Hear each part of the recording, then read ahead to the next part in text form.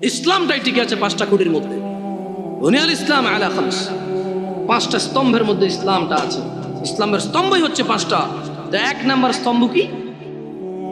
5টি স্তম্ভের মধ্যে একটি স্তম্ভ হচ্ছে আল্লাহকে সাক্ষ্য দেওয়া যে তিনি ছাড়া কোনো মাবুদ, ইবাদত যোগ্য, উপাস্য যোগ্য, পরোয়া যোগ্য, ভয় যোগ্য দিতে পারে এমন কেউ তিনি ছাড়া নেই।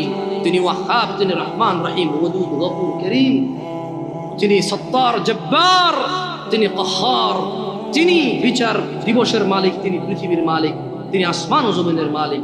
লা ইলাহা ইল্লাল্লাহ, কোনো ইলাহ নেই, কোনো মাবুদ নেই, কোনো হকদার নেই আল্লাহ ছাড়া ইবাদতের, এইরকম সাক্ষ্য দেওয়া এবং তার সঙ্গে সাক্ষ্য দেওয়া যে মুহাম্মদ ইবনে আব্দুল্লাহ সাল্লাল্লাহু আলাইহি ওয়াসাল্লাম, আব্দুল্লাহর পুত্র মুহাম্মদ সাল্লাল্লাহু আলাইহি ওয়াসাল্লাম, আমিনার পুত্র মুহাম্মদ সাল্লাল্লাহু আলাইহি ওয়াসাল্লাম আল্লাহর প্রেরিত বান্দা এবং রাসূল। এই সাক্ষ্য যে দিল, সেই ইসলামের একটা স্তম্ভকে দাঁড় করালো নিজের জন্য।